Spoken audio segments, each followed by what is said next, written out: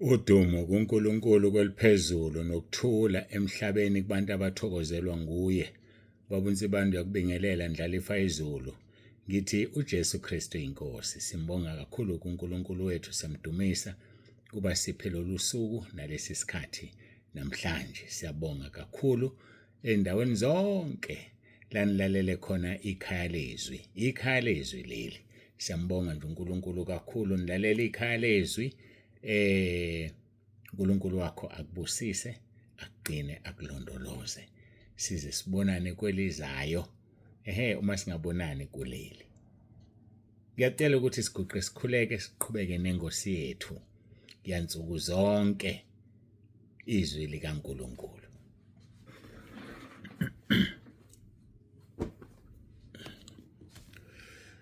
Babongcwele babolungileyo uNkulunkulu wethu nomusa siyathoba phambi kobuso bakho, sibonga ukusilonda, sibonga ukusigcina, sibonga konke osenzele khona. Ngiyacela ube phakathi kwethu nakule nkonzo zambula ukhulume izwi lakho ngoJesu Kristu inkosi siyacela. uJesu Kristu inkosi. Amen.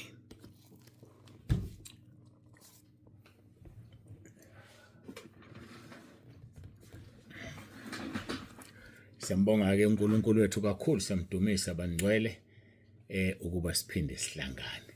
Babunsibande okubingelelayo. Sizoqhubeka-ke nenkonzo yethu esikhuluma ngokukhuleka nokukholwa. Ukukhuleka nokukholwa, prayer and faith. Izinto ezimbili lezi ezingahlukani. Sizovula-ke izwi lethu elumgogodla esilifundayo njalo masiqala inkonzo, Mark chapter 11 verse 24. Izolo-ke sezadlula saqhubeka sikhuluma ngokuthethelela. Kodwa-ke siboneke namhlanje inkosi isiholela kukuphi. Verse 24. Ngalokho ngithi kini konke nikukhulekelayo nenikucelayo kholwana ukuthi nikwamukele niza kuba nakho, futhi nxa nimi nikhuleka thethelelani uma ninegqubu nomunye ukuze noyihlo sezulwini anithethelele iziphambeko zenu.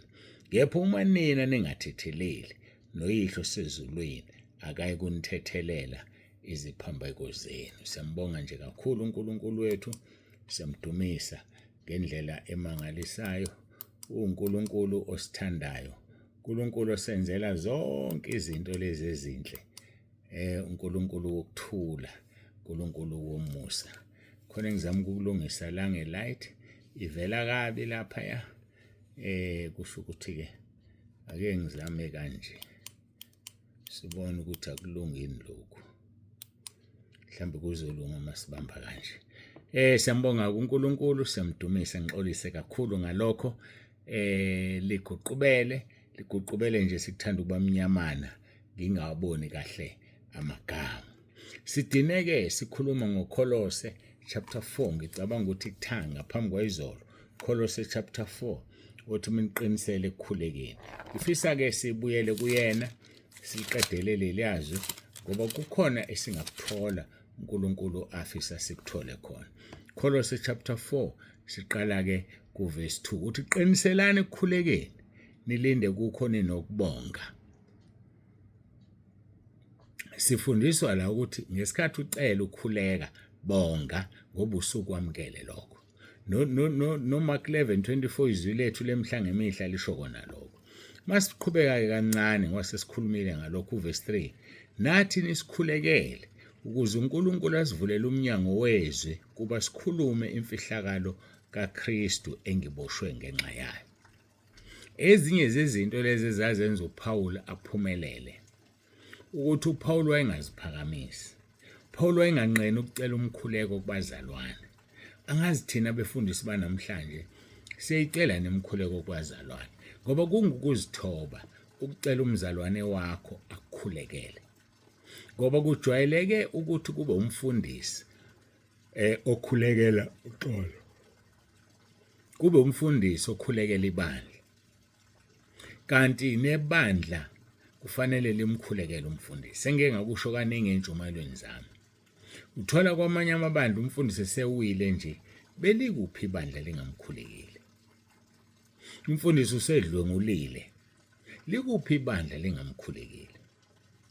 Bafowethu singabantu sisenyameni, siyayidinga imikhuleko yenu. Mina njengenginanaze ngiyayicela imikhuleko yenu, ngikhulekeleni kube ngiphiwe izwi, ngikhulekeleni ukuba ngiyiphile into engishumayelayo, ngikhulekeleni ukuba ngingakhulumi into engayazi mina engakwazi ukuyenza, ngikhulekeleni ukuthi ngibe umholi weqiniso, hayi umholi wamanga, umholi weqiniso ohamba phambili abantu bamlandele beya ezulwini. Hayi uphusha abantu bayezulwini wena ungayi, ayifuneki leyo nto. So ke nathi nisikhulekele ukuze uNkulunkulu asivulele iminyango yezwi. Ziningi indawo kufanele soshumayela kuzo, iminyango ivalekile, kodwa ngokukhuleka kwabazalwane, ngokukhuleka kwebandla, iminyango izovuleka, sihambe siye khona. Sikhulekeleni ke bafowethu iminyango ivuleke. Umnyango wezwi lithi ukuba ngikhuluma imfihlakalo kaKristu engiboshwe ngenxa yayo. Wayeboshiwe kuPaul ebhala lencwadi. Okusangenzeka nami ngelinye ilanga ngiboshwe, nawe uboshwe. Siboshelwa izwi likaNkulunkulu. Ingakho sidinga ukukhulekelana. So umkhuleko ongikhulekela wona mhlawumbe ungesebenze manje, kodwa uzolinda lo mkhuleko ngoba uNkulunkulu uthi uyalinda izwi lakhe. Kuthi mase ngiboshiwe, umkhuleko wawukhuleka ngingakaboshwa bese uyangidakula. Umkhuleko owukhuleke wena ungakabikho enkingweni bese uyakudakula. uNkulunkulu uyakhumbula. Ngikhumbula ekhuluma lapha ethi imikhuleko yakhe isifinyelele kimi. Ngakhumbula ekhuluma noKhoneliyo ethuma ingelosi yakhe. Kanti ngithi kulapha kumalakhe mangaphazama uxolo lapho kuthiwa kunencwadi yokukhumbula. So uNkulunkulu kuhamba kukhumbule. Nenkosi uHezekiya yashe yabheka odongeni yathi uNkulunkulu wami khumbula. Ngihambile phambi kwakho ngobuqotho, hambile phambi kwakho ngobungcwele. Yini wena oyothi uNkulunkulu akayikhumbule yakho? Yini into oyoma ngayo mawususenkingeni uthi uNkulunkulu ukhumbula? Uthi uNkulunkulu bengingalali ngibhizi nomsebenzi wakho wekhaya lezwi. uNkulunkulu khumbula. Bekuthi noma bengiphendula kabi ngibeke phansi umoya. Bekuthi noma bengithuka ekhaya lezwi abanye ngithule ngibekezele. uNkulunkulu khumbula. Uzomkhumbuzana wena uNkulunkulu. Bengiconfront abasho konke amagama angemahle kimina. Awekho amagama angakhulunyiwe kimina. Ukuthi ngiyaphapha, ngiyaphahluka, nenhlamba, ayikho into engakhulunyiwe kimi. Kodwa ngiyambonga uNkulunkulu ongisizile, ngiyadlula kulezi zinto. Ngidlule kulaba bantu. Ngidlulele phambili ngoba ngeke kungisize ukubambelela kulezi zinto. Ngizosiza ukubambelela esiphambanweni.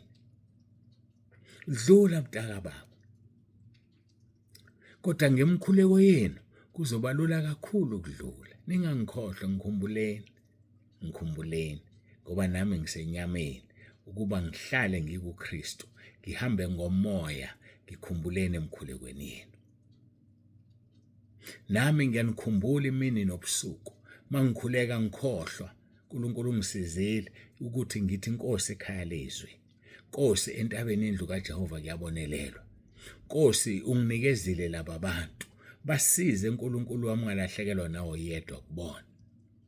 Kakhulu labo balobile encwadini yakho yokuphila. Yasikhulekelanini. Uthi ke Efesu chapter 4 verse 3. Nathi nisikhulekele ukuze uNkulunkulu asivulele umnyango wezwi kuba sikhuluma imfihlakalo kaKristu engiboshwe ngenxa yayo verse 4. Ukuze ngiyibonakalise njengalokhu ngifanele ukukhuluma. So iyabonakalisa imfihlakalo enguKristu. Asishumayeli kuphela, kodwa sishumayela senze. Izenzo zikhuluma kakhulu kunokushumayela. Izenzo zikhuluma kakhulu kunezinye izinto. Ngiyakhumbula ngelinye ilanga angiyoshumayela kwenye indawo.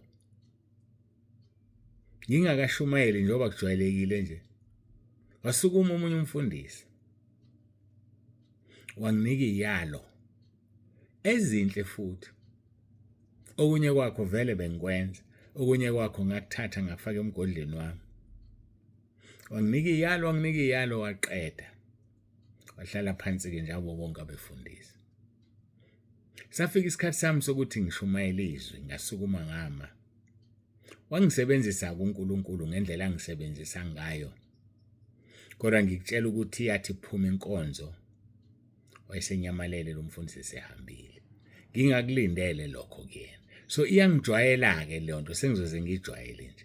Abefundisi abanyamalelayo emva kwentshumayelo. Kanti kuhle phela uma singabefundisi sibonane, siqhawulane, ngifikile endaweni, ngizwe uvo lwabo. Kwakhulu emva kwentshumayelo, ngoba emva kwentshumayelo sokusiwazi ukuthi ubani lodila naye.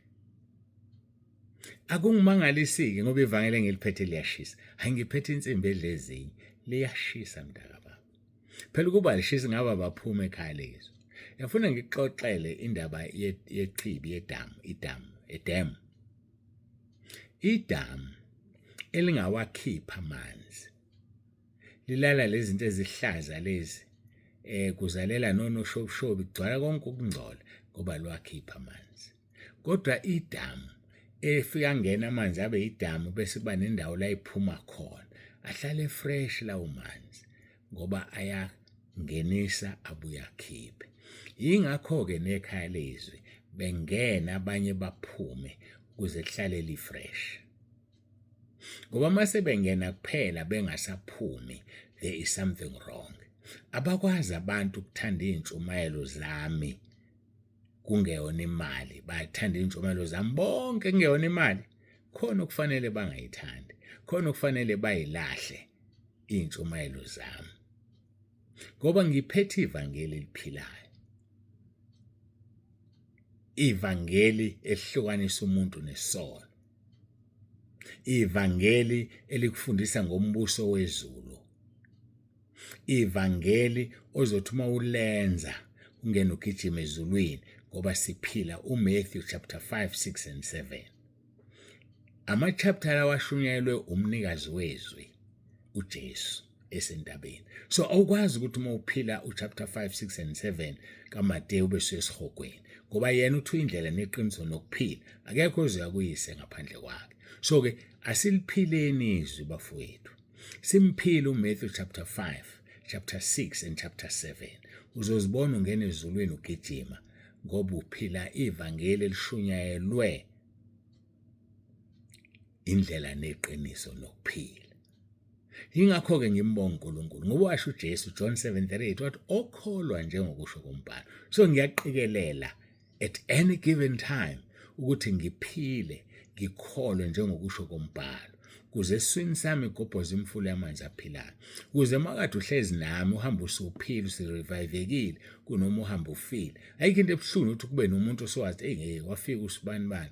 Nkosi yami ngizohamba ngilimele ngabe uzongilimaza ngani. Khona abantu abanjalo. Kodwa thina befundisi, thina abantwana bakaNkulunkulu, it's not supposed to be there like that. Kufanele thina la umuntu ehlangane nawe aphila jabule ngoba uhlangane nawe. Banjani abantu uma behlangana nawe? Bayaphila nje. Iyagobhoza imfula amanzi aphilayo. So lithi-ke lelizwe ukuze ngiyibonakalise njengalokhu ngifanele ukukhuluma imfihlakalo kaKristu engiboshwe ngenxa yayo. Mina-ke ngiboshiwe kwelikamoya. Ngifuna ukukutshela nje mntakababa, ngiboshwe mina kwelikamoya. Kuyangijabulisa futhi ngoba ukuboshwa kwami akungenza isigqila, kungenza ngijabule. Ukuboshelwa ezwini likaNkulunkulu, ukuboshelwa emsebenzini kaNkulunkulu. Ngiboshiwe. Kwala ngisho inyama isibuthaka engasavumi, but ngizihudule ngiwenze umsebenzi kaNkulunkulu ngoba iwona enguzele la emhlabeni. Iwona engibizelwe kuwo ukwenza umsebenzi kaNkulunkulu. So umkhuleko wami ukuthi ngisibambe lesi siphambano. I will cling to this cross until I exchange it with a crown.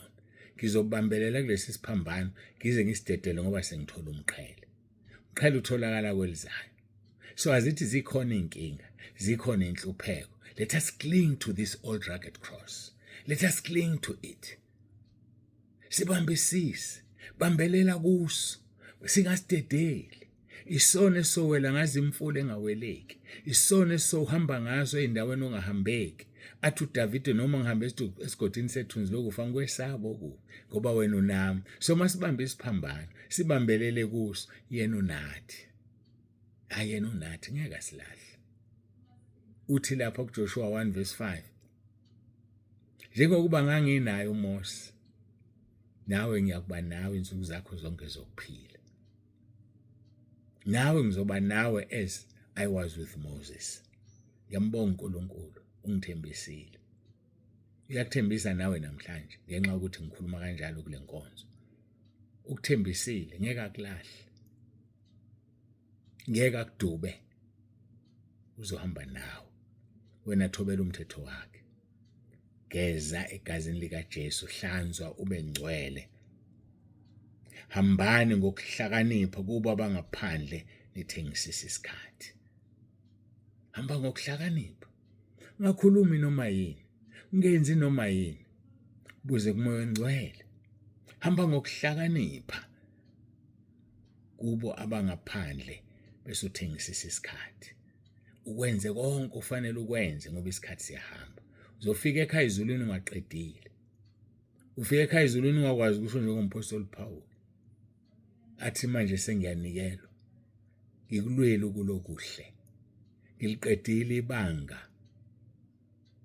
Ngikufezile ukholo. Kuyaphelelisa ukholo. Ibanga uyaliqeda ulihambe. Uyalwa kulokuhle. Asilweni bafowethu. Jesu uyasithanda. Asilweni singamphoxi wasifela esiphambanweni. Masihlale kuye. Singabe buthakathaka. Singayivumeli inyama ebuthakathaka. Sihlale kuye simkhonze. Ukukhuluma kwakho makube nomusa njalo. Kuyoliswe ngosawoti uze ukwazi ufanele ukubaphendula ngakho bonke abantu. Khuluma kwakho kube nomusa, kuyoliswe ngosawoti. Usawoti uyolisa ukudla. Uma kungafaki usawoti kumbi. So-ke makuyoliswe ukukhuluma kwakho. Ungabulali, ungadeleki entabeni. Ungaphahluki. No, ungaphahluki. Khuluma nje kahle. Ngabanaki abazohumusha bethu uphahlukile. Khuluma nje kahle. Khuluma kwakho makube nomusa njalo. Kuyoliswe ngosawoti ukuze naze nifanele ukubaphendula ngakho bonke abantu. Ngoba abantu abafani. Omunye uzophendula kanje, omunye uphendule kanje. Kuye ngesidingo esivelayo. Ngakho-ke bazalwane, hambani ngokuhlakanipha kubo abangaphandle nithengisisa isikhathi. Khuluma kwenu makube nomusa njalo. Kuyoliswe ngosawoti ukuze naze nifanele ukubaphendula ngakho bonke abantu. Nathi nisikhulekele ukuze uNkulunkulu asivulele umnyango wezwi kube sikhuluma imfihlakalo kaKristu engibushwa ngenxa yakhe. Lokho kusibiza ukuthi sonke asiqiniseleni ekukhulekeni. Siqiniseleni ekukhulekelaneni. Silinde kukho sinokubonga. Ngiyambonga uNkulunkulu kakhulu. uJesu Kristu inkosi. Masiguqe ngithandaze.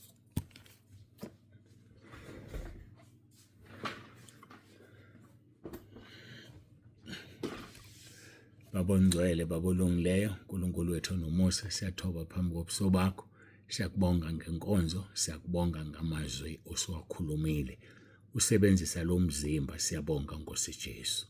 Ngiyacela ukuthi uqhubeke ulondoloze ilo naloyo esekuwo lo mzimba esazilungiselela uye ekhaya ezulwini. Khomba amabala, khomba izono, zambule Nkosi ukuze sivume izono zethu. Ngoba ushilo kwiZakha 28:13 wathi ofihla iziphambeko zakhe akayokuphumelela, kodwa ozivumayo azishiye uzothola umusa. Siyabonga uNkulunkulu wethu nomusa. Siyabonga ngothando sithande ngalo. Busisa-ke kube yilona loyo ilalele lenkonzo. uJesu Kristu inkosi. Amen.